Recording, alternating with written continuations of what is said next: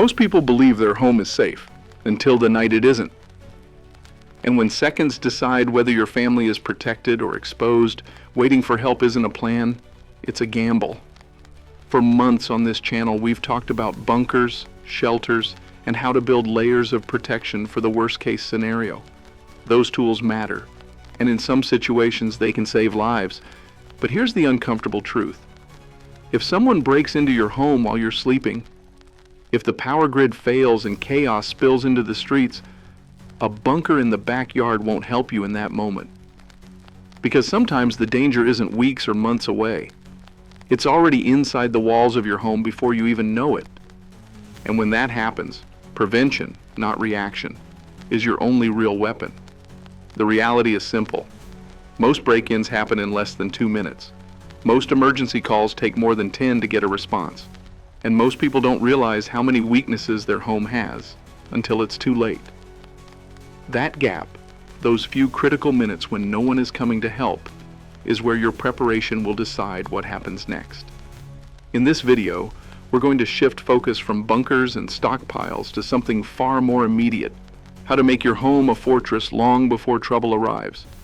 We'll examine the most common vulnerabilities that criminals exploit, the mistakes almost everyone makes, and the low-cost upgrades that can turn your home into a hard target. We'll also look at psychological deterrents that work even better than locks, how to prepare for a home invasion scenario, and the mindset that separates victims from survivors. Because preparedness isn't about fear, it's about control. It's about making sure that when the unexpected happens, you and your family are not the softest target on the street.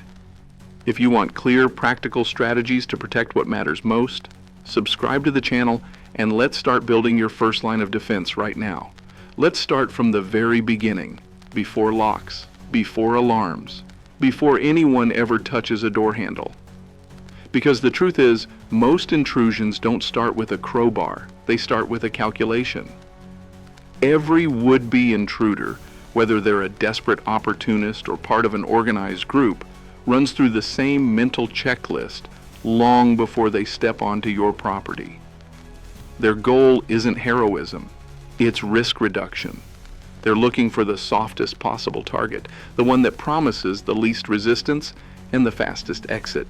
And if you understand how that calculation works, you can interrupt it before they ever decide to test your defenses. The first rule of that mindset is time. Security experts often talk about the 3-minute rule. If a break-in takes more than 3 minutes, most burglars will abandon it. That's why the majority of residential break-ins happen through points of least resistance: flimsy front doors, sliding patio entries, garage side doors that are often left unlocked. Intruders aren't looking to fight or improvise. They're betting that your home is as unprepared as most are. And statistically, they're usually right. The second part of their logic is visibility. Burglars love silence and cover. They prefer approaches that are shielded from the street, narrow side yards, back alleys, areas hidden by tall shrubs or fences. They watch for windows that give them a view of valuable items inside, for signs that no one is home, for regular routines they can predict. A car that always leaves at 8 a.m., a porch light that never turns off, a spare key hidden under the doormat, something that half of American homeowners still do. All of it builds a profile, and that profile tells them whether the risk is worth the reward. And then there's what's called OPSEC, operational security, the same principle used by militaries and intelligence agencies, but too often ignored in everyday life. When you post your vacation plans on social media, when you let packages pile up by the door, when you leave tools or ladders outside, you're not just being careless, you're broadcasting opportunity. And opportunity is exactly what predators look for. This is why shifting your perspective is so critical. Most people walk around their property thinking like homeowners, checking for maintenance, not threats. But effective defense requires a different mindset. You have to think like an intruder. Look at your home from the street and ask yourself what they see. Are there shadows or blind spots where someone could move unseen? Are there windows that reveal expensive electronics or valuables? Are there quiet routes, side paths, basement entrances, poorly lit corners that lead straight to your most vulnerable points? A simple 5-point perimeter audit, done with an attacker's eyes, can expose weaknesses you didn't even know existed. Step across the street and study your home's visibility. Identify any natural cover that could conceal movement. Check how well lit your entrances are after dark. Look for doors or windows that are hidden from neighbors' view. And finally, trace the escape routes, because if you can see how someone might get in and out without being noticed, so can they. The uncomfortable question is this: how many seconds would it take someone right now to bypass your front door? And if the answer is measured in seconds rather than minutes, then the fight to protect your home doesn't start when the alarm goes off. It starts now, before anyone ever crosses the property line. If understanding how intruders think is the first step, the next is even more critical: denying them the fast entry they're counting on. Because in a real break-in, doors and windows aren't background details. They're the battlefield where the first 60 seconds are won or lost. And in that minute, every second you steal back is a second that shifts the odds in your favor. Most people assume their front door is strong because it's heavy or made of metal. But what usually fails isn't the door, it's the hardware that holds it together. A lock is only as strong as the screws anchoring its strike plate to the frame. If they're just a couple of centimeters deep, a single kick can blow the door wide open. But when those screws reach deep into the studs, the same door suddenly resists blow after blow. The same logic applies to hinges. If they're shallow or unsecured, the hinge side becomes the weak point. Reinforce them and add hinge bolts, small steel pins that keep the door locked in place even if the hinges fail, and that vulnerability disappears. A quality deadbolt, rated for real resistance, makes the next layer of forced entry slower, louder, and far riskier. And that's the point. You're not trying to make the door indestructible. You're trying to make breaking it in so time-consuming and noisy that the attacker rethinks the attempt. Sliding doors and windows demand the same mindset. They're often the quietest way in, which is why they're targeted first. A simple metal rod in a sliding track forces an intruder to switch tactics. A layer of security film on glass makes shattering it no longer a single silent strike, but a drawn-out effort that costs precious seconds. None of these upgrades are dramatic. They're not cinematic. They're millimeters, but millimeters that become minutes, and minutes decide outcomes. Of course, strength without safety is a trap. Reinforcements should always allow a quick exit in emergencies like a fire, and every member of the household should know how to operate them. This is about control, building a fortress you can still escape from. A good way to begin is with a simple audit. Take 30 minutes. Look at your front door from the perspective of someone trying to break in. Check how deep the hardware goes into the frame. Test the deadbolt. Then walk to your weakest window or sliding door and ask yourself one question. Could someone get through this in under a minute? If the answer is yes, then the job isn't finished. And in the fight for those first 60 seconds, unfinished is the same as undefended. If reinforced doors and shatter-resistant windows win you time, the next layer of defense is designed to win you something even more valuable: invisibility, or more precisely, undesirability. Because most intruders don't decide to break into a house the moment they see it, they decide long before they ever touch a handle. And that decision is shaped not just by locks and hardware, but by perception. Your goal is simple: make your home look like a problem, a loud, risky, unpredictable problem they'd rather walk past. Criminal psychology is surprisingly predictable. Most burglars aren't thrill seekers. They're opportunists. They look for patterns that suggest easy. A dark side yard, a bush-shaded window, a silent porch where no motion light ever snaps on. If they see those signs, they assume the rest of your defenses are weak too. But if the approach is well lit, the ground underfoot makes noise, and the house shows clear signs of active occupancy, their internal risk calculator starts flashing red. One of the most effective principles you can borrow is called CPTED, Crime Prevention Through Environmental Design. It's a security concept used by police and urban planners, but you can apply it to your home in simple, low-cost ways. Lighting is the first and most obvious. Darkness is an intruder's ally, so break it up. Use motion-activated floodlights to cover entry points, but avoid predictable symmetry. Light that turns on unexpectedly, or from an odd angle, sends a powerful signal. This property is active, monitored, and not worth the risk.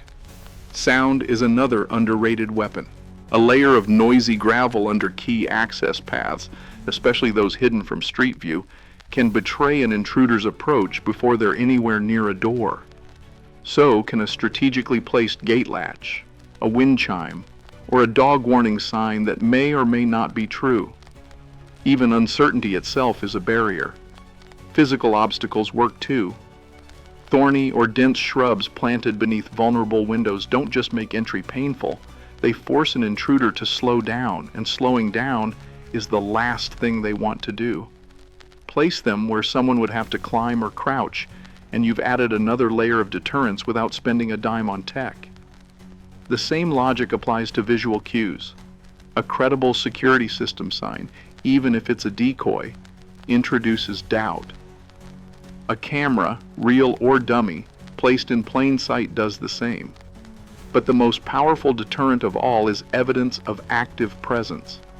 A pair of muddy boots by the door, a porch light on a randomized timer, a visible package pickup note removed daily. These are small details, but they all tell the same story. Someone's paying attention, and no criminal wants attention. This is where a mental exercise becomes incredibly useful. Step outside and map your home from the intruder's point of view. Start at the street and trace the path they would take to get to each entry point. What do they see? Where do they pause? Where could they approach unseen? Then, mark 3 places where you could introduce doubt, noise, or discomfort, a light, a sound, a barrier, and add them. Each one will quietly push the risk-reward balance against them. Remember, deterrence isn't about winning a fight. It's about making sure the fight never happens. And if your property communicates trouble before anyone even sets foot on it, most intruders will never bother testing what's behind the door. Physical deterrence and psychological barriers are powerful, but in the 21st century, they're only half the fight. The other half is intelligence, systems that see, hear, and warn you before someone touches the door. And contrary to what most people assume, that doesn't require a monthly subscription or a 4-figure budget. It requires design, creativity, and above all, strategy. Because technology alone doesn't protect you. Cameras, sensors, and apps are only tools, and tools without a plan tend to fail precisely when you need them most. The real mission of a smart security layer is simple: time and information. Think of it as building a house that speaks softly before it ever needs to scream. Start with vision. One well-placed camera watching your main entryway is worth more than 5 showing irrelevant corners. And if money is tight, improvise. An old smartphone with a free app can stream a live feed and push motion alerts to your pocket. Add 1 or 2 visible dummy cameras, and you'll multiply deterrence without multiplying cost. Then, give that vision something to listen with. Cheap magnetic sensors on doors and windows trigger alerts the instant contact is broken. Pair them with a basic battery-powered siren, and you've created a warning layer that can wake you, scare off an intruder, or alert the neighbors before the situation escalates. But none of that matters if the system goes dark. Power cuts, storms, even civil unrest, any of them can turn expensive gear into useless plastic. That's why redundancy is the next rule. A small UPS backup for your router and security hub can keep your network alive long enough to capture crucial footage or send alerts when the grid fails. Communication is where smart systems separate themselves from cheap gimmicks. Most devices today allow you to define zones. A package on the porch might trigger a discrete notification, while motion near the back door at 2 a.m. should set off alarms and lights. That level of precision turns your security network into an extension of your own awareness, not a source of endless false positives. And if there's one principle that matters more than any other, it's resilience. A camera offline, a sensor still warns you. Power down, the UPS keeps the network breathing. Internet out, a local alarm still buys you time. Each layer is a second chance to act before events spiral out of control.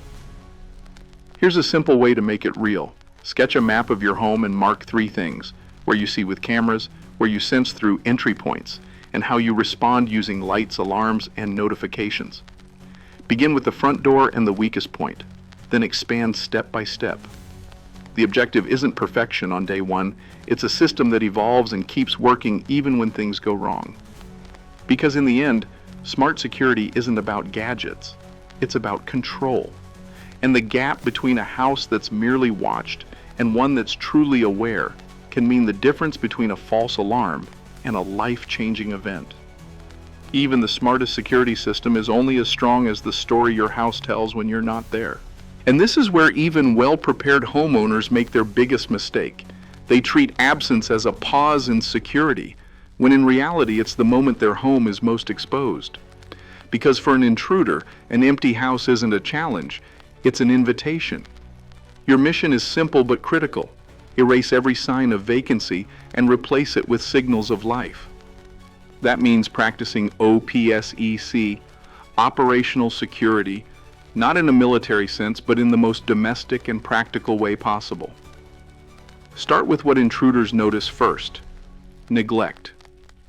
Packages piling up by the door or an overflowing mailbox are like neon signs that say, "No one's home." Before you leave, pause deliveries or redirect them to pick up lockers, and ask a trusted neighbor to collect your mail if you'll be away for more than a few days. Then build the illusion of presence. Lights on timers are a start, but predictable patterns betray you. A lamp that clicks on at exactly 7 p.m. and off at 11 p.m. is almost as revealing as leaving the house dark. Use smart plugs or variable timers to inject randomness, different rooms on different days, irregular intervals that suggest real movement inside. The same logic applies to vehicles. A car that hasn't moved in a week tells a story you don't want told. Coordinate with neighbors to shift its position occasionally, or let someone park in your driveway. A little unpredictability goes a long way. Your digital life matters just as much. A vacation selfie posted in real time, a voicemail announcing you're out of town, even a quick story saying 2 weeks away. All of these erase the ambiguity you're working so hard to create. Delay your posts until you're home and keep messages neutral. If someone calls, they shouldn't be able to tell whether you're on the couch or across the country. Technology can strengthen this deception if used strategically. A simple geofencing setup can trigger lights, blinds, or even a radio when your phone leaves a certain radius, creating subtle signs of activity without any extra effort. Paired with the cameras and sensors from previous layers, this builds a passive defense system that adapts automatically to your absence. But the real game is played at the invisible level, perception management. Criminals don't pick targets at random. They weigh risk against reward based on what they think they see. A home that looks occupied, unpredictable, and connected to its surroundings becomes high risk and low reward, and that perception can be built entirely in your absence. Before you go, run a final check. Deliveries paused, mailbox empty, lights randomized, vehicles moved, geofencing active, social media silent. It's not about theatrics, it's about uncertainty. Because certainty is what criminals exploit. Ambiguity is what keeps them away. All the locks, lights, and cameras in the world exist for one reason: to buy you time. But when that time runs out, when the sound downstairs isn't the wind but footsteps, theory ends, and only a plan matters. Up to now, we've focused on how to stop threats before they reach you. But real preparedness demands an answer to one question before anything happens. What will you do in the first 60 seconds after a breach? Because in that window, hesitation kills and clarity saves lives. The visible layer of that clarity starts with a safe room, not a Hollywood-style panic bunker. but a realistic, reinforced space built around three principles: delay, communication, and survival. Pick a room with a solid core door, strong hinges, and a single entry point you can lock from the inside. Keep it simple but functional. A flashlight, a first aid kit focused on bleeding control, and a backup way to breathe if the room needs to stay sealed. Above all, communication is non-negotiable. A charged phone, or better, a prepaid one capable of calling emergency services even without an active plan, ensures you're not cut off if Wi-Fi fails or power is down. Coordination is the next layer, and it's where most families fail. Everyone should know exactly what to do the instant an alarm sounds or a breach is suspected. That starts with a code word, one clear signal that triggers action, not confusion. When it's spoken, there's no debate. Everyone moves to the pre-agreed location. Once inside, sequences everything. Call emergency services first. Then, if possible, notify a trusted neighbor and trigger any panic alerts built into your system. If the intruder attempts to breach the safe room, you must already know your fallback options, secondary exits, escape routes, or defensive positions. Those choices cannot be improvised in the moment. But a plan written on paper isn't a plan, it's a theory. And theory doesn't save lives, practice does. Once a month, run a 10-minute drill. Time how long it takes everyone to reach the safe room. Assign roles. Who calls 911? Who secures the door? Who grabs the medical kit? Then pressure test the plan. What if the phone is dead? What if the power is cut? What if you're separated when it happens? Each scenario deserves a rehearsed answer. The deeper purpose of this process isn't just survival, it's eliminating panic. In a crisis, fear feeds on uncertainty. But when every action is pre-decided and every role understood, fear loses its grip and execution takes over. That's the final evolution of real home defense. Decisions made in advance that turn chaos into choreography when seconds matter most.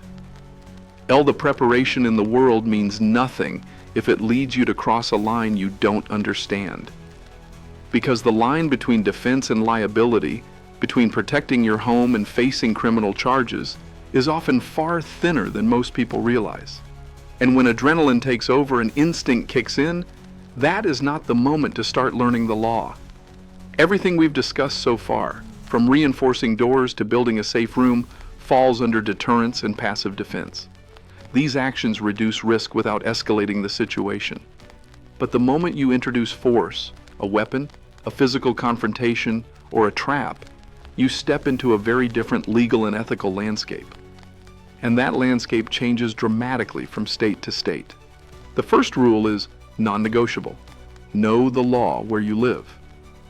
Castle doctrine and stand your ground are phrases thrown around online, but they don't mean the same thing everywhere. In some states, you must prove you tried to retreat before using force. In others, the mere presence of an intruder doesn't justify lethal action unless an immediate threat exists. Get that wrong, and a moment of self-defense can turn into a criminal trial. The second principle, never use traps. Devices designed to injure, from simple tripwires to elaborate booby traps, are almost always illegal, even if intended to protect your property. Courts have consistently ruled that the right to defend your home does not extend to indiscriminate hazards that could harm intruders, first responders, or anyone else. A locked door is legal.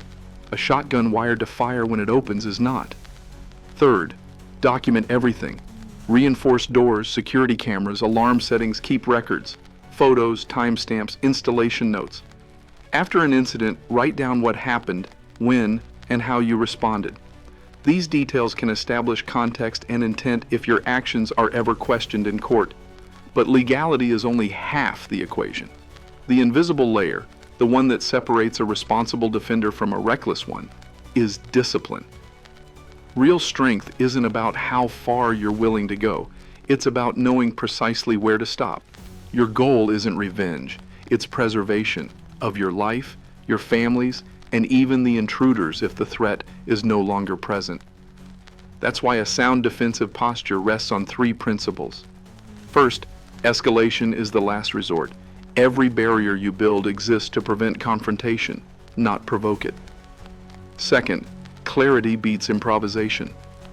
Decide beforehand under what conditions you would use force and understand the legal justification so you don't make a catastrophic mistake in the heat of the moment. Third, the aftermath matters. What you do after an incident, cooperating with police, presenting documentation, choosing your words carefully, can be just as important as what you did during it. Because in the end, preparedness isn't about turning your home into a battlefield, it's about ensuring it never becomes one. And in that mission, discipline, not aggression, is the most powerful weapon you have. Everything we've covered, from deterrence psychology to legal discipline, leads to a single truth. Security isn't something you buy, it's something you build. And the strongest systems don't appear overnight. They evolve layer by layer, step by deliberate step.